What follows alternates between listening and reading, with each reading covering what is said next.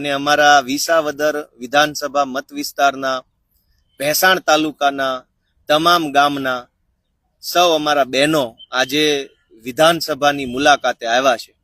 અમે બધા અહીંયા બેઠા છે, વિધાનસભા ભવનના પગથિયે બેઠા છે. અમારી બંને બાજુ સચિવાલય છે, વિભાગના બિલ્ડિંગો છે, સીએમની ઓફિસ છે અને આ વિધાનસભા છે. અમારા બધા બહેનોએ વિધાનસભાની અંદર જઈને જોયું છે કે સરકાર કેવી છે, મુખ્યમંત્રી ક્યાં બેસે છે, અધ્યક્ષ ક્યાં બેસે છે, વિધાનસભામાં શું કામ થાય છે, ધારાસભ્યોની શું ફરજ છે, કેવી કેવી ઓફિસો છે, કેવી કેવી વ્યવસ્થા છે, કેવા કેવા મકાનો છે, કેવા કેવા માણસો છે. આ બધું આજે અમારી ભેસાણની બહેનોએ જોયું છે. મને પોતાને પણ બહુ ખુશી થઈ કે આપણા અંતરિયાળ ગામડાના બહેનોને કે દિવસે આવું બધું સારું સારું જોવા મળે. કેમ કે ગામડાના માણાના ભાગમાં આદમી હોય કે બહેનું હોય, આમે મજૂરી જ વધી છે. સારું તો એના હાથમાં કાંઈ આવતું નથી.